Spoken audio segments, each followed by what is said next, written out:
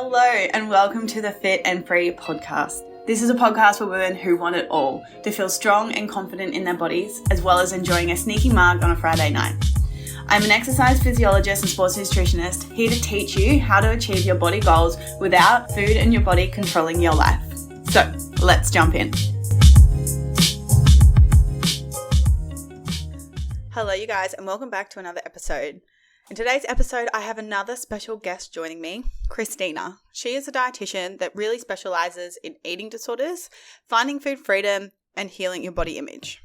We have such a good conversation in and around the importance of looking at these journeys as not just a food approach, but instead a holistic approach, and why it's important to be focusing on your body image, focusing on your food patterns and the way you're eating, and as well as how it's showing up with your exercise.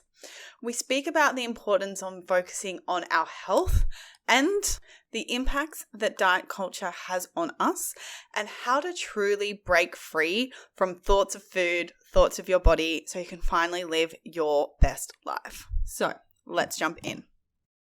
Thank you so much for being here, Christina. I appreciate it so much. First of all, I would love it if you could tell us a little bit about you, who you help, and what you really specialize in. So my name's Christina. I'm a women's health and disordered eating dietitian. So I work with people to help them find freedom around food, help them, feel normal around food again. So that's where my passion's kind of at. And I work through like a one-on-one kind of basis. So I do lots of that stuff. And then as well, being a dietitian and an online content creator, I'm also doing like recipe development and stuff like that, which is always fun. Yes. And oh my God, have you hit 10K yet? I saw on your Instagram. I think it's coming. I'm like a few people away, but yeah, I think it's coming. Before this podcast, I was like, oh, it would be nice if by the time I get off this podcast, I'm over at 10K. But yeah, there. Yeah, if anyone's listening to this, honestly, Christina has such good content. It's so aesthetically pleasing. It's so colorful and there's so much value in it. So you guys definitely need to go check that out. Thank you. I love that you work in this space because, there are so many women struggling with. So it's so beautiful that you can sit in there and help those women with those specific problems. So for me, for a really long time, I didn't even know what food freedom meant. And I definitely had a really poor relationship with food. And at the time, I didn't really realize it because I was so, stuck in that diet culture. So for those who don't know what food freedom is, can you define it for us? And how do you help your clients achieve it? Yeah. So food freedom, it can look completely different for everyone, like however you want to kind of define it for yourself. But broadly, it is about giving yourself unconditional permission to eat the foods you want to eat, ditching the diet culture and letting go of any restrictions or rules you kind of have around food. Mm-hmm. So that's how the broad definition of food freedom looks like. But as I said, there is no set one, this is what it is. It kind of just looks different and it feels different for everyone. And I think overall, that's the beauty of, the food and the eating experience is that, my message as well is there is no kind of one size that fits all. It's literally how it feels for you, what it looks like for you, as long as it's obviously promoting that overall health for both your mind and body. So that's kind of what it, looks like and how broadly you would define it. Mm-hmm. Yeah. And I love that in terms of giving yourself permission. And that's something that I literally am telling my clients every single day. I know I'm more in sort of the specific body recomposition sort of space, but that's one of my number one rules with all my clients. It's food freedom first. That needs a healthy relationship with food, because once you have that, everything becomes so much easier. Your life becomes more free. And I love the fact that you said not one size fits all, because I absolutely agree in that, because we're all different, right? We all like different things. We all have different lifestyles. So our food absolutely should look different as well. So how do you help your clients achieve food freedom? What are some of the first things that you specifically do? Yeah. So my process when I'm working with someone just broadly around healing their relationship with food, disordered eating, food freedom, those kind of topics, is I work through the process of 3 different phases, including the mind, body, and food phase, because in my opinion, and I've gone through my own journey with having a eating disorder and all those things, is that you can't work on one of those things without working on the others. Because if, say, you work on the food side of things and you allow yourself to eat all the foods in the world, like that can be great.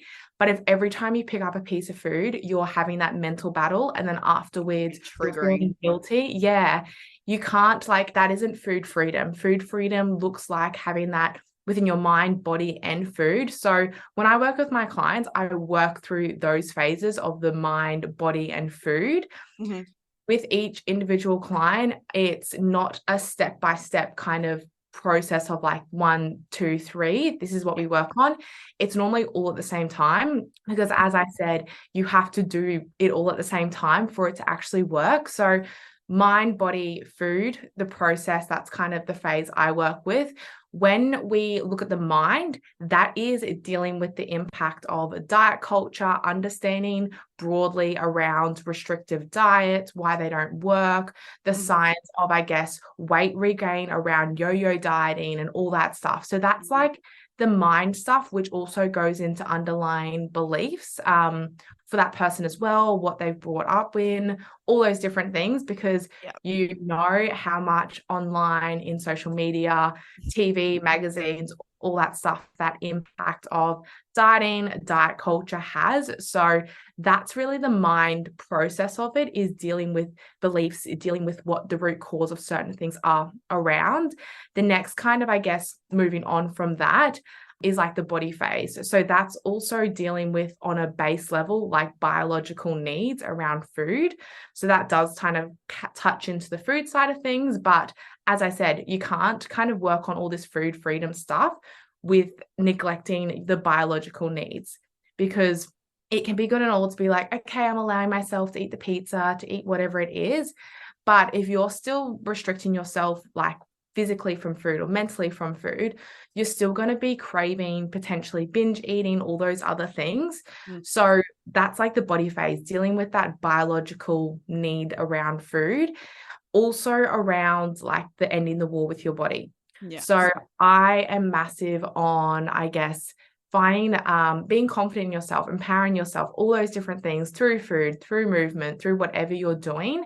And that's what the body phase is really, I guess, targeted around, is that body image, is addressing, again, the root causes around your relationship with your body. Like, what does that look like? So that's where that, I guess, kind of goes into around like the body.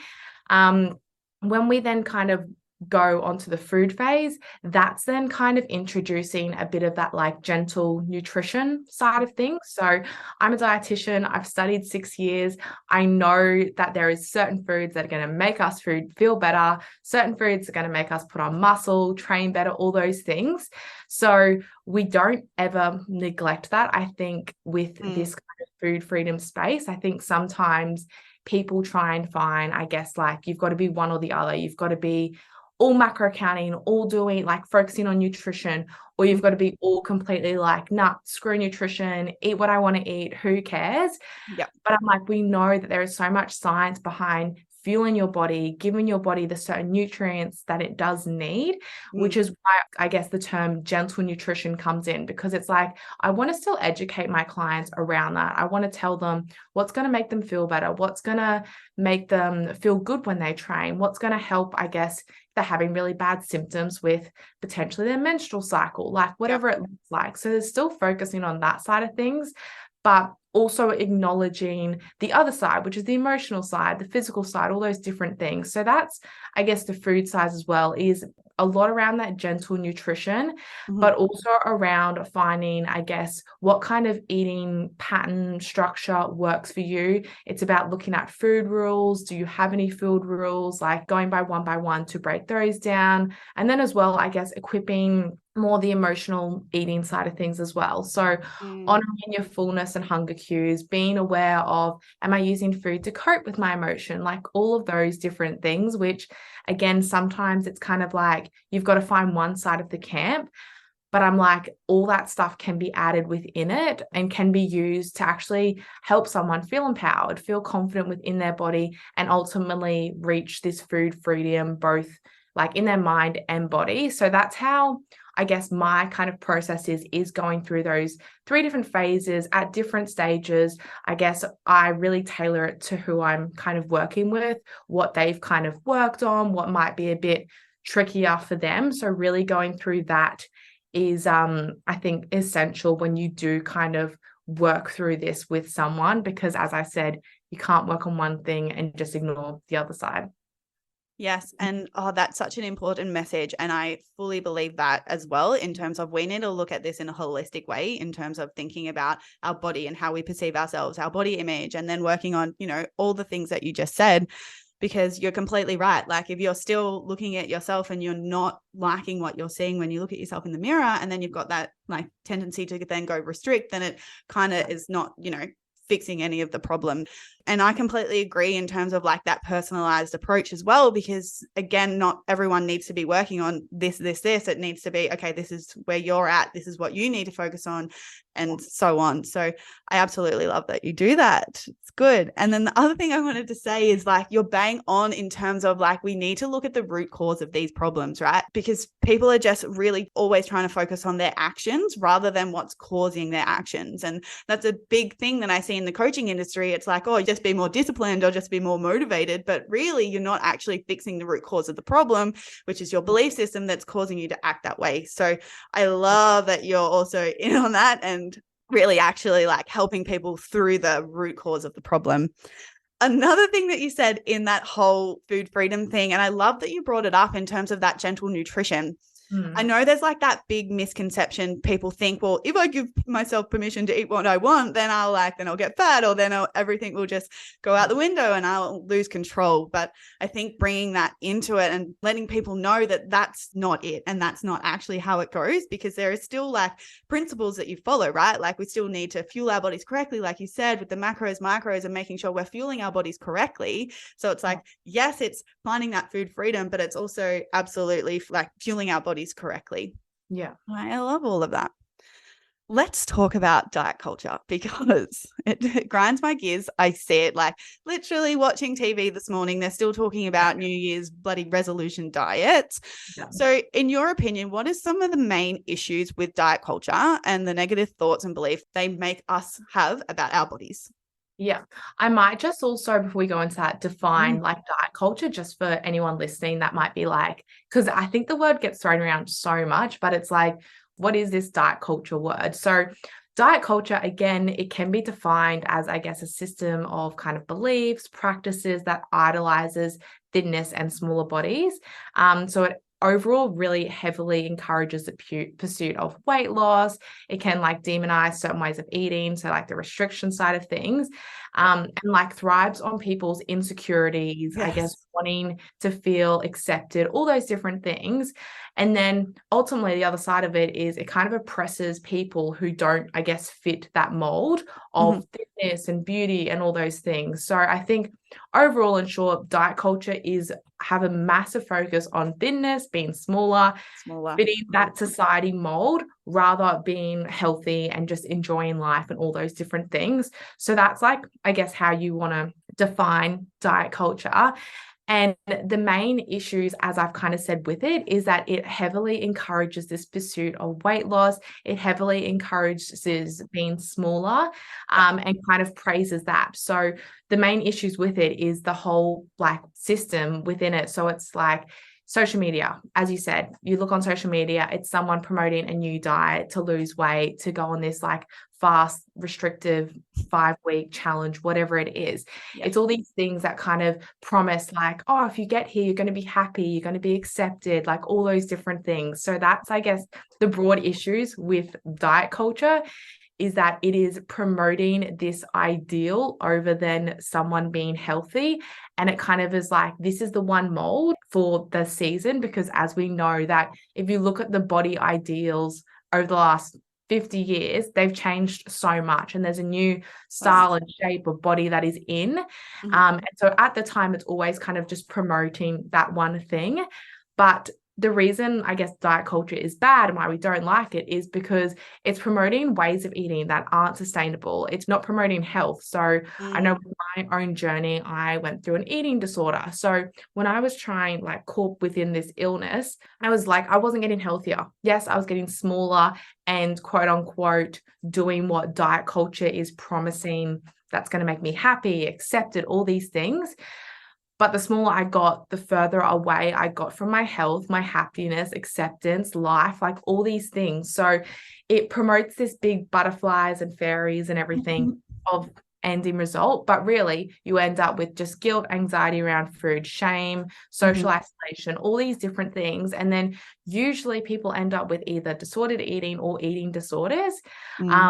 Which is why is the main issue with it, is that it is not promoting this health, and you can just get so trapped into these cycles, and it can be so like sneaky, and lots of people aren't really aware of what does diet culture actually look like and different things. So yeah, broadly there's many issues wrong with it, but it comes all the way back to, I guess, that health, and it's like it's not promoting health. It wants you to think that it is, which people that don't have that education and awareness don't understand, which is why I love what you're doing. I love having these conversations because it brings that education and awareness to all these different things. Yeah. Yeah, I love that. And it's such a thing, right? Because like I was trapped in this diet culture and it was exactly the same for me, right? Like it wasn't healthy. I lost my period. I was constantly stressing about food.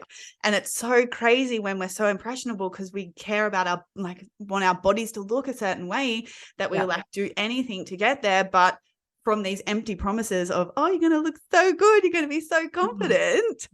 But then it's not focusing on health at all. And the ironic thing is when I started focusing on my health and when I started, switching that mindset from wanting to be smaller to wanting to be stronger, my life completely changed. So yeah, it's so wild. And it is really an industry, right, that thrives off people's failure. Yeah. Like someone fails, okay, cool. This is the next thing that you can try. This is the next thing. It's just like, it's wild. And I think like to touch on that as well, the other thing that like with the diet culture and thriving on people's insecurities as well is that I think lots of people as well, like even if we do talk about eating disorders, is a lot of the time it comes up out of a coping mechanism for something else that is going on. And that is very similar with the whole diet culture, someone wanting to pursue weight loss or change their body, whatever it is. It's usually underlying back when we go to the root cause is it's a coping mechanism for something. It's someone wanting to find safety, control, whatever it is. Worthiness.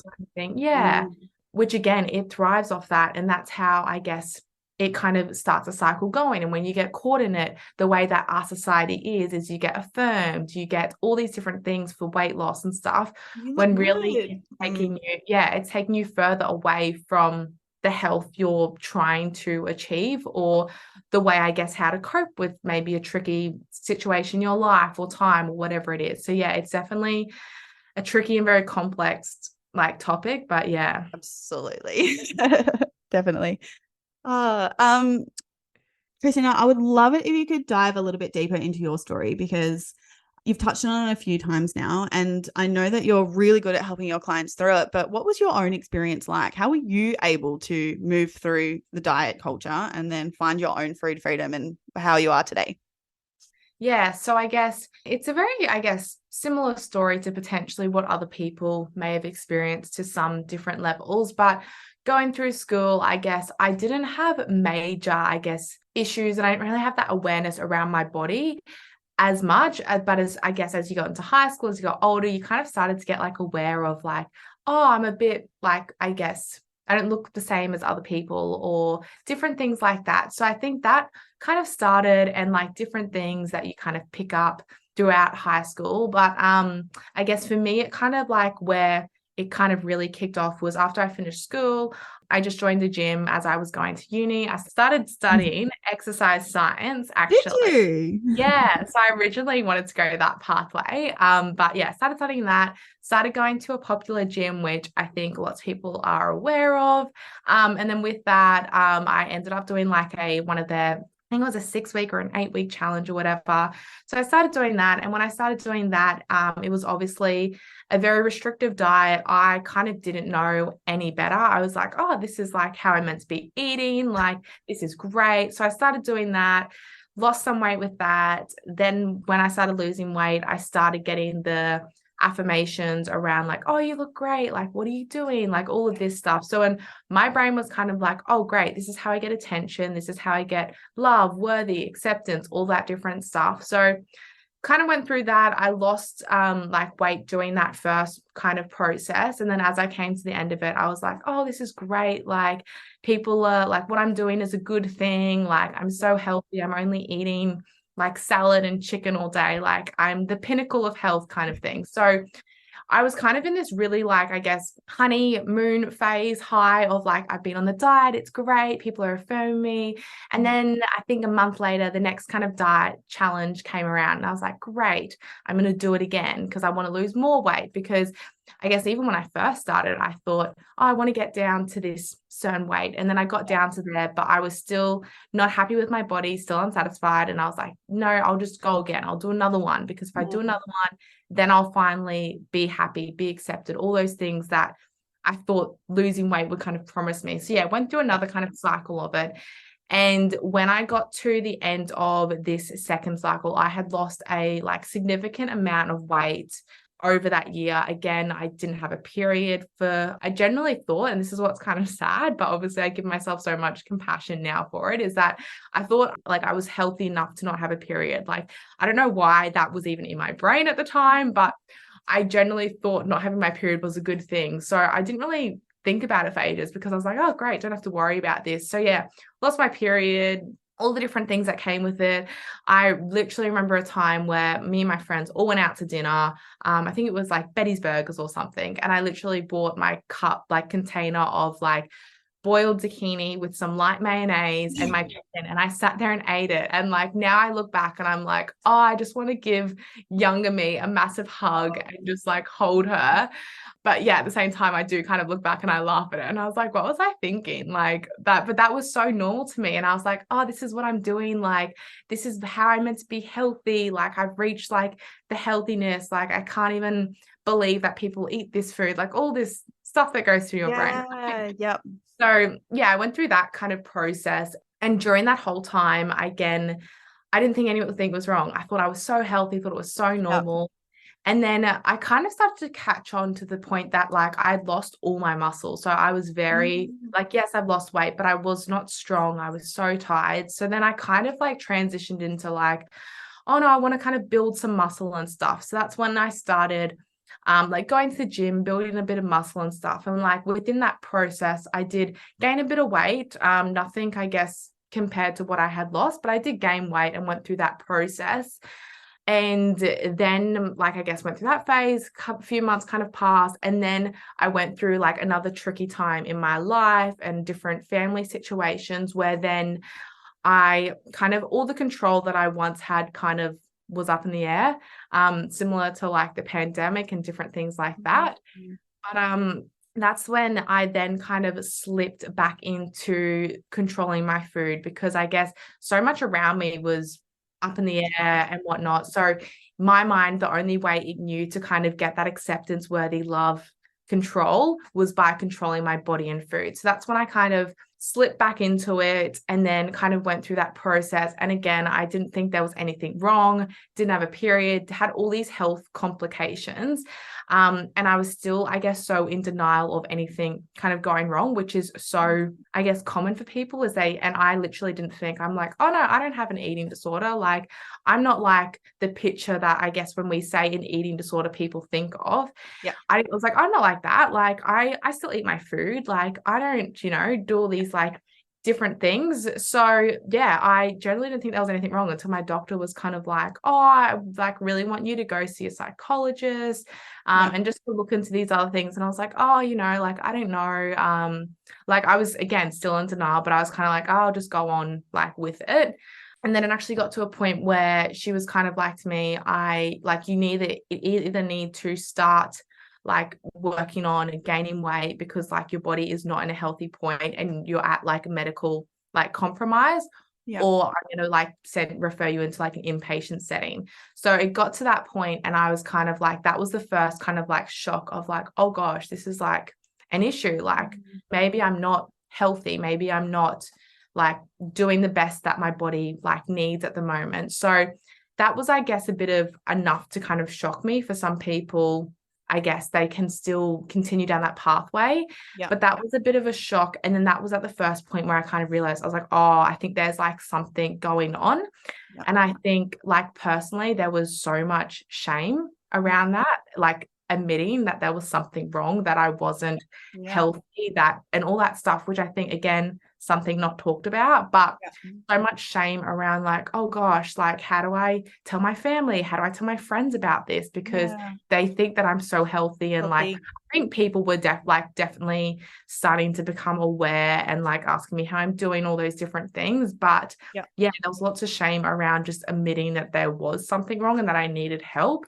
But I think that was also like the catalyst to being like, oh, okay, like maybe there's more to this. Maybe I should kind of look into different things. So yeah, I went through that process, ended up being diagnosed with anorexia nervosa. So I went through that whole process and finally like committed to it, because at that time, I guess, even if we talk about the food freedom side of things, like all I would think about was food all day long. All I would think about was, okay, cool, I've got to get up, I've got to go for my walk, I've got to do these steps, and then I'm going to come home, and then I've got to do this, and then I'm going to do my workout, and then like my whole day revolved around food and my body and how I could eat less, how I could like move my body more. And that was like, it was like the thoughts as well were so like intrusive. And that's why when we do talk about an eating disorder, it is a mental illness. It's not just I guess this broad thing of like, oh yeah, people just like want to be skinnier, whatever it is. Like it is an illness, and that's why you do need that support and medical support around it as well. So yeah, I went through that process, went through recovery process, had the support of like my own dietitian and all my own psychologist, which I think was just so vital during that time, because I tried for probably 6 months on my own to try and get out of this disorder, that like eating disorder that I had, but I literally couldn't. And I ended up being like, I actually just need to find help. I need someone to help me. I don't know what that looks like, but I can't, like, I literally couldn't do it on my own. And I think I also got to a point where I was kind of like, do I want the rest of my life to be like this? Do I want, like, for me, I cannot wait to be a mother one day. So that was a massive motivator for me, was like, I want my body to be at the healthiest point it can be so I can have children, because not everyone has that luxury of bringing their own children into the world.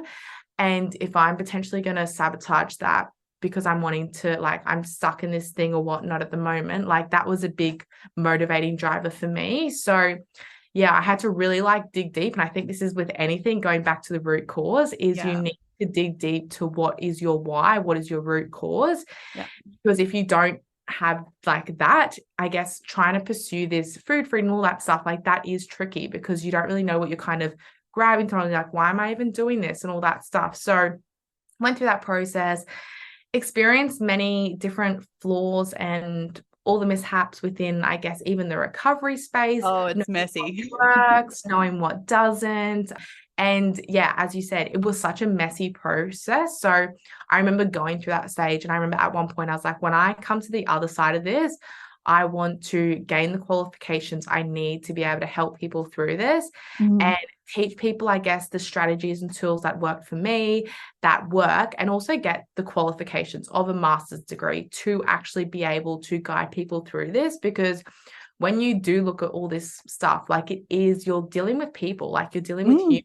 Like you can't just kind of use this worked for me, so like this is going to work for you. So yeah, that's kind of my, I guess, story out of it. And even like if we do like the recovery process, as I said, was so messy. There was ups and downs so many times that I would be crying because I'm like, I don't want to eat this food, or my body's changing, like all those, which I felt at that time so tricky and so hard, but I'm like, I look back on it now and I'm just like, I want to just give her a hug and just be like, everything is going to be okay. You can actually reach food freedom. You can reach full recovery. Like these things are possible, which is why, like, I guess I have my platform, because I'm like, I want to promote that empowerment around that and be like, you actually can move through these things. You don't have to live a life in fear of food, having the guilt, anxiety, shame, all those different things. Like you can live a life free, having food freedom, and having that healthy relationship with food and your body. So yeah, that's kind of long-winded answer of my little journey to where I am today, I guess. Yeah. Oh, thank you so much for sharing that. Like that's so raw and real, and like really talking about the emotions that you experienced through that, because it absolutely is completely right. And I don't think like anyone can really understand if they've never had an unhealthy relationship with food. They don't really know how controlling it really can be. So I know so many people are going to be able to relate to that. So thank you again for sharing it. So many things I want to pick out of that. And the first one is like, that's one of my biggest pet peeves in the coaching industry as well, is like coaches are, you know, this worked for me, so it's going to work for you. And oh, that does my head in, because that's why it's really important to making sure that you are finding a qualified health professional that's actually, you know, gone to university, have a degree, right? Like I could see so many like coaches who are just like upskilling in these personal development courses, but it's like, hang on a minute, like both of us, like I've spent, you know, 4 years at uni and then 2 years upskilling on top of that. It's just like there's so much hard work that goes into studying, but then also, you know, going being able to experience it as well as like this whole another connection piece. So it's really nice that you have like both of those things. I can relate to you so much in terms of there's nothing wrong with me. I'm just being healthy. And that's exactly what I used to say, right? Like, oh, I can't believe people are eating that. I can't believe people are eating those burgers. I can't believe people are adding mayo to their food, because it's just like those were they were my beliefs in terms of like, this is healthy. Like this is completely, but I was completely blindsided as well, was what I was doing was completely not healthy. So I think we need to normalize the fact that's something that we are saying, but doesn't necessarily mean that what we're thinking. And I say that all the time, is like what we think and what we believe is not necessarily always true. And a lot of that time, it's those limiting beliefs that are holding us back from really seeing this full potential. Yeah. In the moment, it's like, it's so hard, right? And I love it how you say just coming with it in a compassionate lens, because that's all you know at the time. The other thing I wanted to pull out was like, I love how you brought up how hard it was to seek help. Because I remember when I needed to get help as well, I tried to do it alone and I absolutely couldn't. But my ego, absolutely, I was like, you just graduated a Bachelor of Clinical Exercise Physiology, right? Like, you know how to exercise, you know how to eat. Like, why do you need to get help?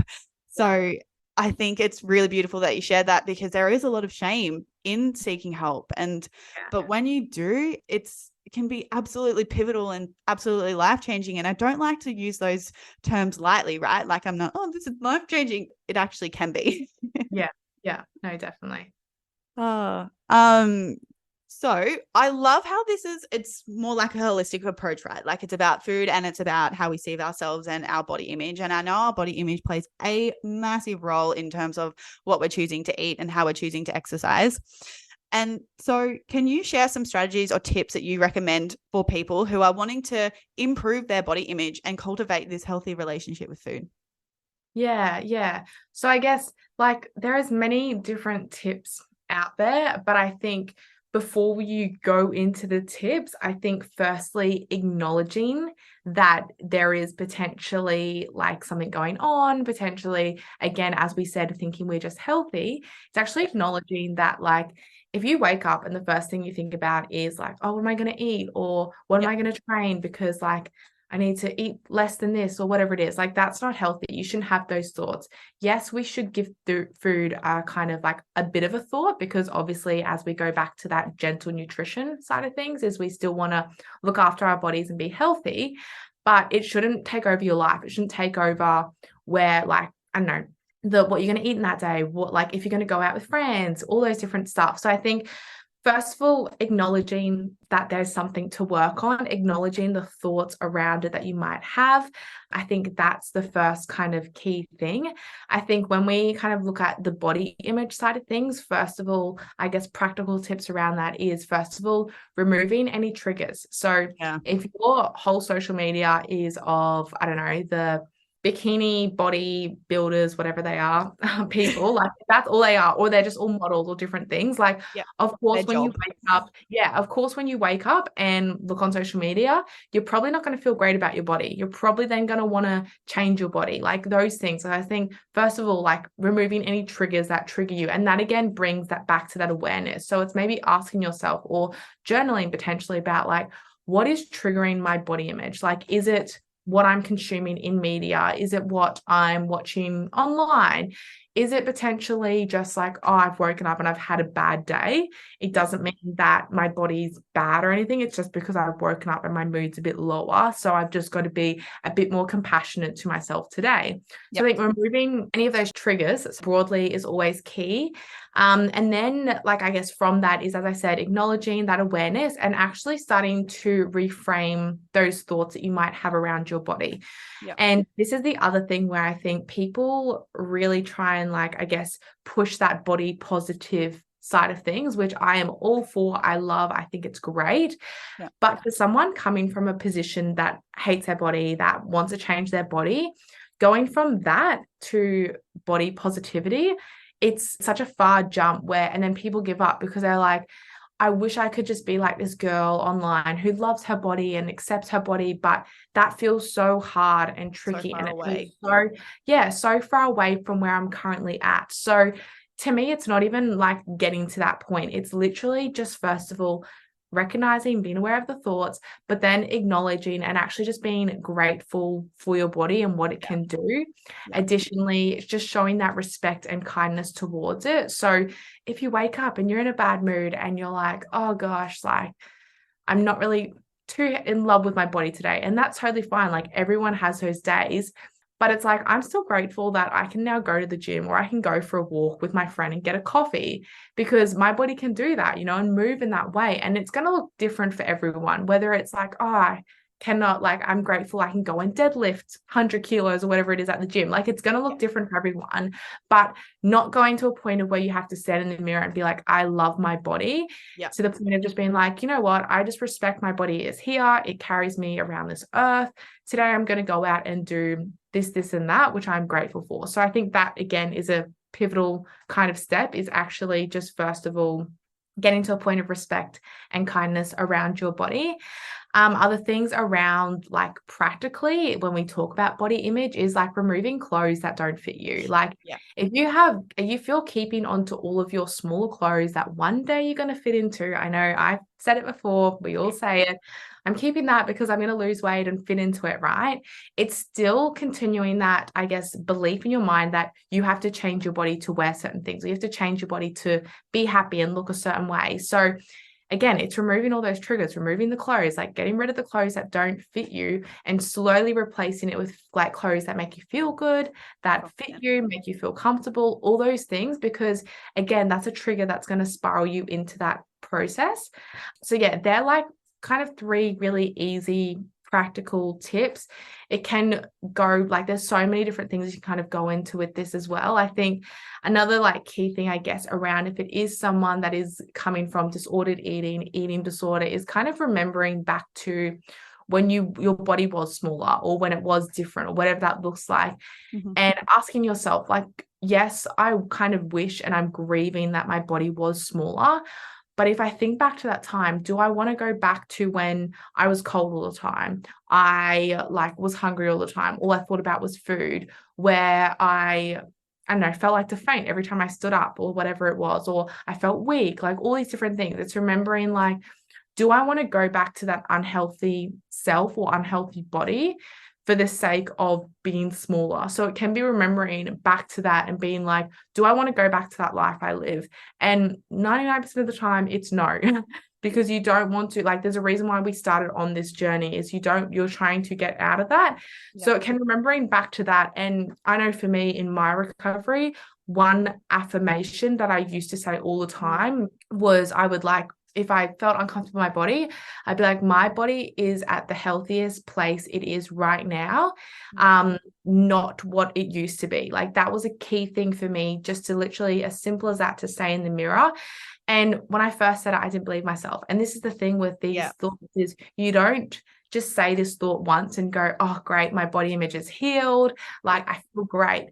It's a constant reprogramming and rewiring of these thoughts. And then, yes, you get to a place where you can move through this world, and waking up and having a bad body image day doesn't take over your life. It doesn't change what you eat that day. It doesn't change how you exercise, all those things. So I think that broadly, I guess, is the body image side of things. If we then talk about cultivating a healthy relationship with food, it's going back to giving yourself, I guess, unconditional permission to eat the foods you want to eat. It's honoring your hunger and fullness cues, like knowing what they look like. It's, again, detoxing your social media feed. Like, you don't want to be following people that are promoting these diets or different ways of eating, because that's just going to add to the confusion in your brain around what you need to be doing, what's healthy for you. And I think that's so common. I think even for me, it was always like, oh, I just need to try this next new diet, or I need to try this next new program or supplement or whatever it is. Like, that's going to be the thing that's going to make me lose the weight. And again, it's this diet culture just promoting these quick fixes and fad diets, when it's like, actually, the healthiest thing that you can do is just find your own individual way of eating that makes you feel good, that fuels your body for the activities you want to do, whether it's run a marathon or just be able to go for a walk, like whatever it looks like, it's all individualized. So I think, coming back to that and just being aware of that, even if we then look into just eating in general. So it's like eating regular meals, not skipping meals. Like, if you wake up and you go to the gym and then you run off to, I don't know, catch up with a friend, and then like you get to lunchtime and you're starving for food, and then you end up, I don't know, overeating or potentially binge eating because you're so hungry. Like, that's just going to contribute to that cycle of feeling bad about then eating too much and different things. So it's like, practically, if we actually just start eating regular food and not skipping meals, you'll find that, yes, your hunger levels and fullness levels are going to be more in tune with your body, but you don't lead to these binge eating, the overeating, those different things, but then can cycle back into around to feeling shame or feeling guilt and anxiety around different foods. So that's a bit of all how you kind of work on your body image, different food stuff. But as I said, there's many different tips and tricks and tools. And I know personally, when I'm working with my clients, and you're probably the same, is like, you adapt it to what works for them, what like they feel is best for them, because there's no just follow this 10-step program, and when you get there, you'll have the tick of food freedom kind of thing. Like, it is a long process, but Yeah, and I love how you say people have to find what works best for them. And that's one of the biggest things, right? Like, these women come to me and they say, what should I be eating? What's the best thing to be doing? Like, what should I? And my first thing I always ask them is, what do you want to eat? Like, what lights you up? What do you enjoy? Because if you're not choosing what you're doing, it's not sustainable, regardless of what anyone will ever say to you.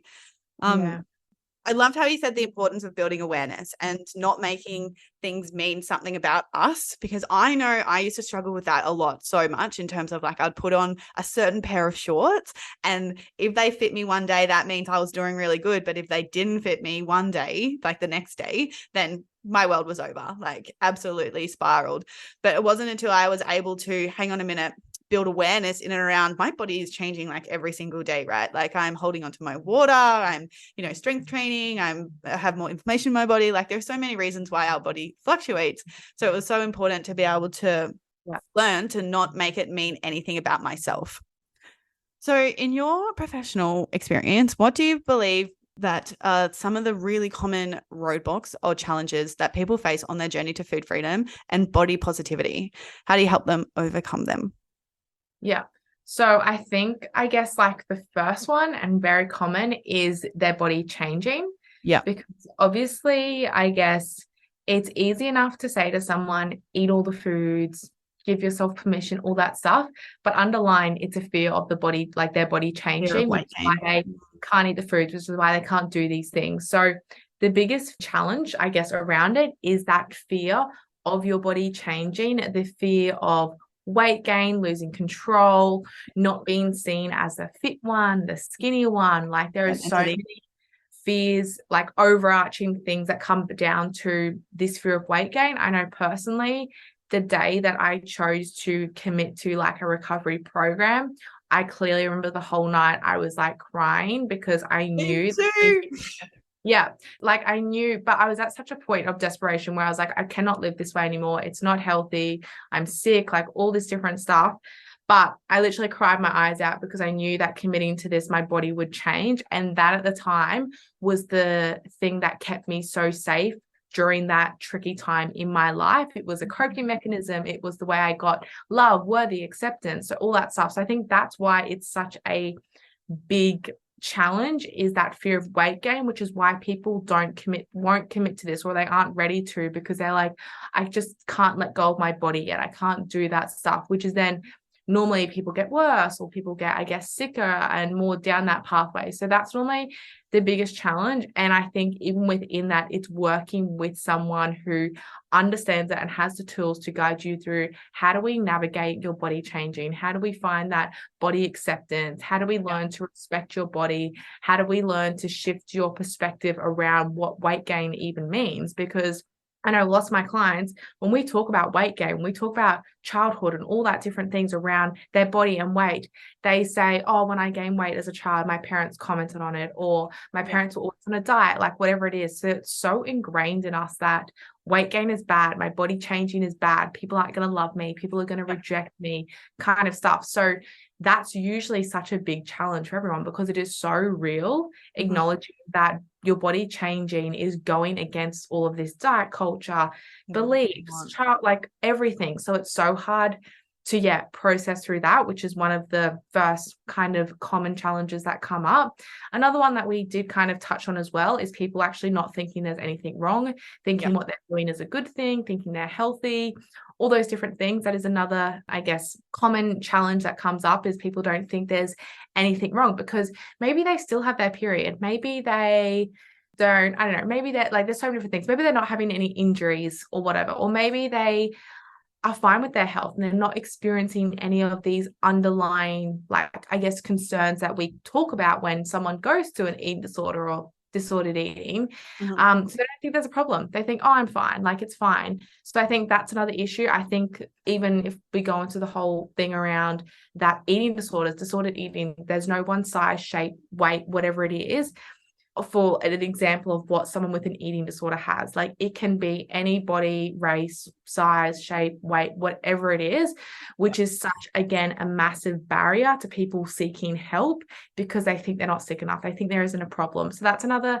common issue and concern. And I always say to that, again, if we go back to it, if you feel like all you think about is food, if you feel out of control around food, if you find yourself just negative talk all day long around food, your body, those different things, if you find yourself not eating certain things, or not, I don't know, having a drama around eating out with friends and not wanting to eat out with friends because, I don't know, you didn't train that day, all those different things, having a compulsive kind of addiction with exercise and movement, like thinking you have to go for a run every day, you have to walk, you have to do all these things, otherwise I can't eat, I can't enjoy these things. I think that's another big challenge and roadblock that people think, like, have as well, is not thinking that there is an issue going on, because quote unquote everything they're doing is very normalized. That makes sense.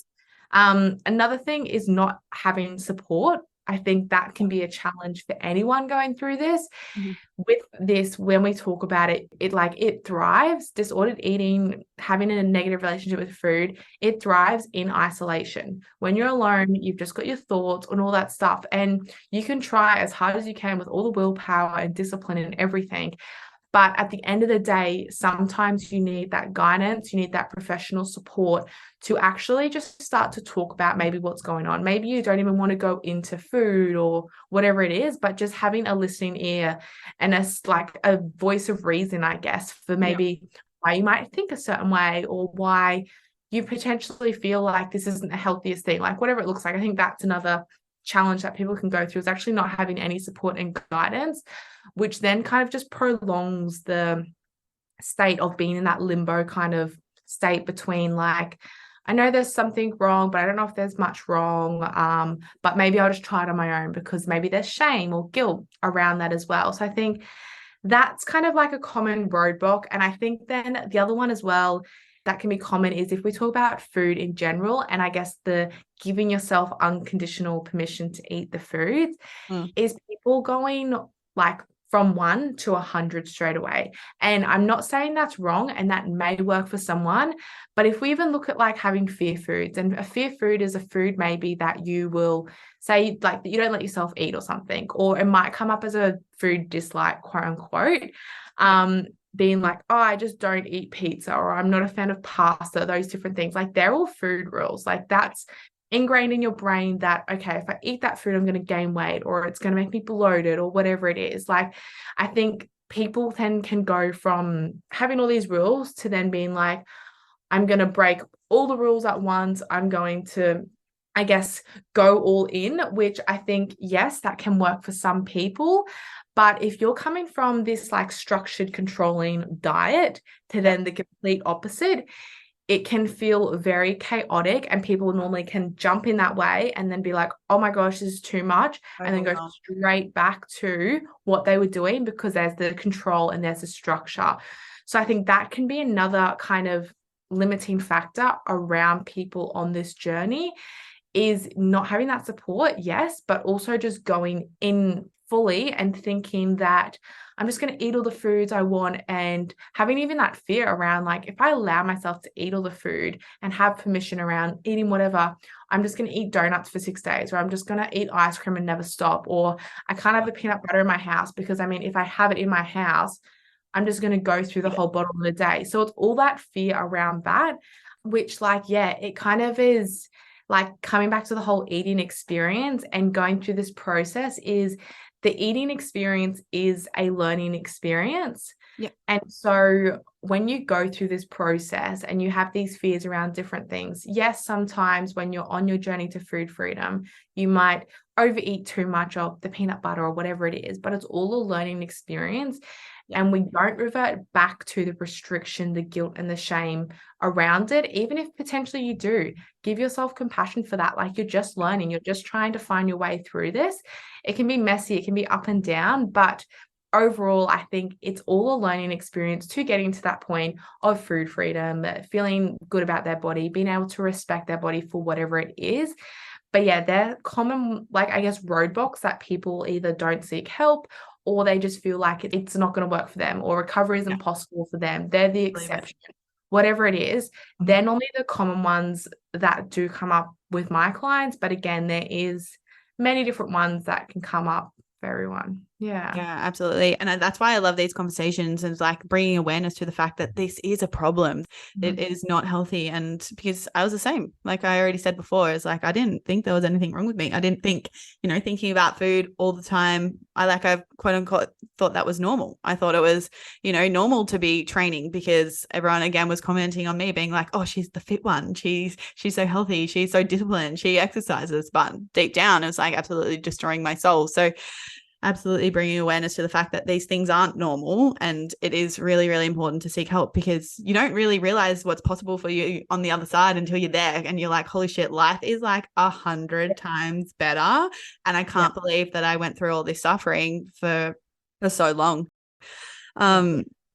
There was one question I wanted to ask you, is I want to ask you in terms of like time frames that it kind of takes to like, go from this restriction to this food freedom, because I know personally, like a lot of clients that I work with, they're wanting things so quickly and like, within 12 weeks, because at the end of the day, right, like that's what we've been conditioned to. That's what we see, or this 12-week diet.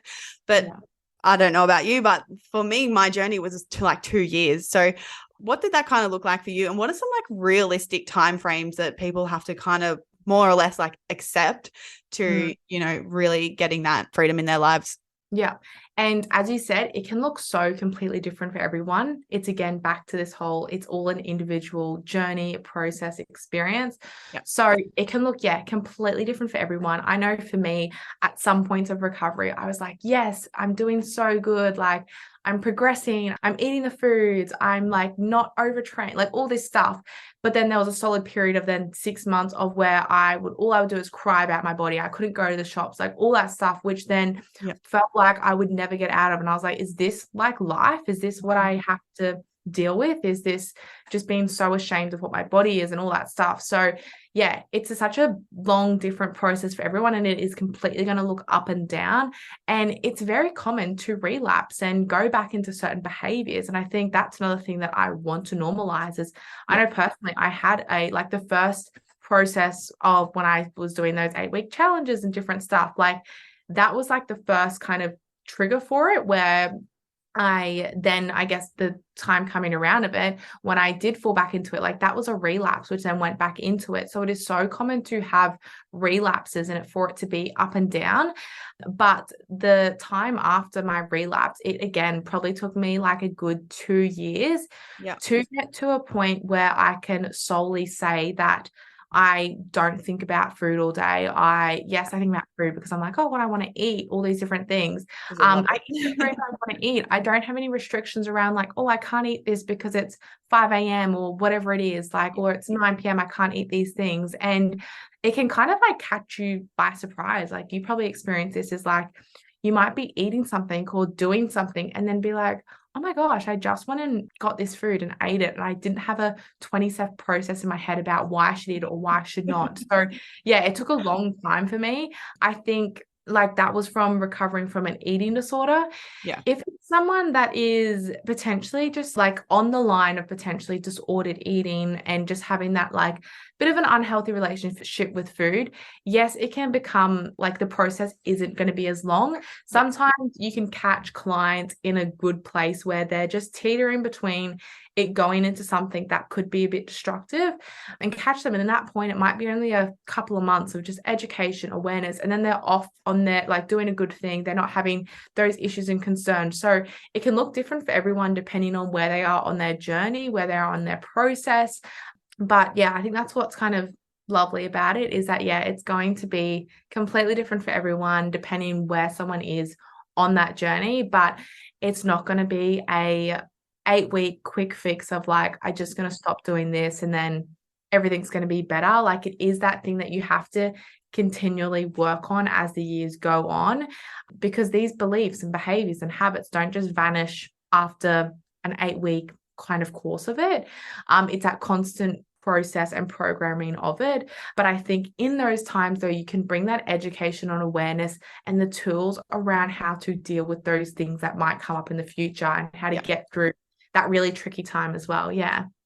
Yeah, because like when you go through the journey, it's like when you experience for the first time in terms of like maybe it's Christmas, maybe it's like a time with a partner where you're like, this is the first time where I'm living through this with food freedom.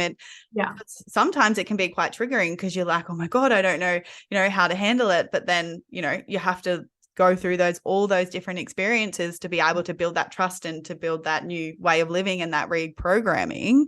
And that's why I think having the support element that you spoke about before is really, really, really important to be able to, have the tools to be able to manage it correctly. And that brings us into this last question in terms of like, what role do you see self-care and self-compassion playing in the process of improving one's relationship with food and their body? Yeah.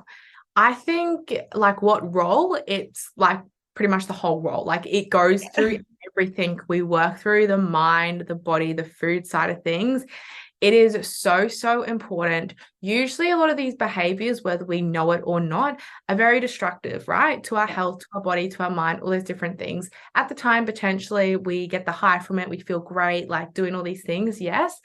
But usually through the process of becoming aware of like, oh gosh, that's not really healthy. I can't believe I'm doing that. Or I can't believe, like, why do I feel so out of control around food? Like, I'm just not disciplined, all those things. Like, there is so many raw and tricky emotions that come up throughout this whole process, whether you are stuck in the dieting phase, whether you're starting your journey towards food freedom, or whether you're like all the way back and just don't know what even this even looks like, or you don't even know if there's an issue or whatever it is. Self-care and compassion is key in every process and step along the way, because it is a messy experience. It's a learning experience. You might overshoot. You might potentially think you're fueling your body, but then you might not give yourself enough food and then you don't feel as great. So it's like, okay, cool. Well, I can learn from that and I can maybe add some more carbs into my meal or some more protein, or I can have maybe an extra snack during the day. Like it's such a key process, because a lot of the times it is these self-destructive thoughts that keep someone stuck in this process. So it is bringing awareness to that and just being like, I acknowledge that I'm thinking that, and that is okay. It doesn't make me a bad person, doesn't make me a mean person. Like, I'm human. So acknowledging those thoughts are happening, but it's like, how can I turn this into a more neutral thought or into that positive thought that is going to project you somewhere better than going down into that cycle? So I think it is, it's throughout every step and process. And even now, when I look back to my experience, I just give myself so much compassion because I can be aware, and you're probably the same, just being like, I was just a little girl trying to find my way in this world. Like, I was just trying to do what I thought at the time was the best for me to receive that love, worthy acceptance, whatever it is. So it's like looking back on that and just giving yourself compassion for that. And even during the recovery phase, like, sometimes it is going to feel so hard and tricky. And if you spend 3 hours in the morning trying to get out of the house because you don't like the way your body looks, that's okay. Like, it's giving yourself that compassion to be like, this is tricky. I need to sit with how I'm feeling at the moment. What can I do in this moment to make me feel better? Or just get out of the house for the day. Like, it can look so different, but it's compassion and self-care is so key because if you kind of neglect all of that, it's again it's going to be tricky to work on these things because you're going to have a lot of these blocks that do come up around that negative talk mindset and different stuff. Wow, what a fantastic way to end the podcast, because that's absolutely bang on. The importance of self-care and self-compassion in these moments is so, so important. So thank you so much for being here and taking the time. I honestly appreciate it so much. Where can people learn more about you, what you do, and where they can connect with you? So you can follow me on Instagram. So my Instagram is Christina's Kitchens. I have thought about changing that in the past, but I'm also kind of like, once you have something, you kind of just like, me too. You're just kind of like, it's whatever. Like, I really want to change it. So you can come find me on Instagram. I'm a dietitian, so I do work one-on-one with clients. I also have a 12-week kind of mentorship program coming out all around food freedom and I guess healing your relationship with food and your body. So I do have a wait list for that if you do want to kind of check that out. It's on my Instagram, my bio. But I have, a pretty much a 12-week program that is going to kind of touch on all of these things about hating your body and finding that food freedom, finding joy in life and food again. So that's also, I guess, what else I kind of have going on, which is exciting. But come say hi. If you've got a question, I've always in my DMs replying to people, having chat. But I just absolutely love like working in this space. It makes me so grateful as well to connect with people like you. Like, thank you so much for inviting me on and having these chats, because like, I think the more people we can talk about this and educate and bring awareness around this, the better. Because I just don't want people, and you're probably the exact same, going through what you went through, because you're like, I was aware of how hard and tricky that was. And if I can guide someone either through that process or to avoid that process altogether, like I'm had a good day. Like, I've done what I'm like here to do. So that's how you can kind of connect with me and work with me. Otherwise, as I said, thank you so much for having me on. It's been a wonderful chat. Yay. Thank you. If you love that episode, if you could do me a massive favor and quickly write a review on the Apple podcast. All you have to do is quickly open the app, put in a review, tell me your thoughts, because it really does mean the world to me. I want to reach as many people as possible with this podcast and get this message out that we do not have to sacrifice our souls in order to be happy with our food and exercise. Thank you all for being here. You know I appreciate you all, and I'll see you next week.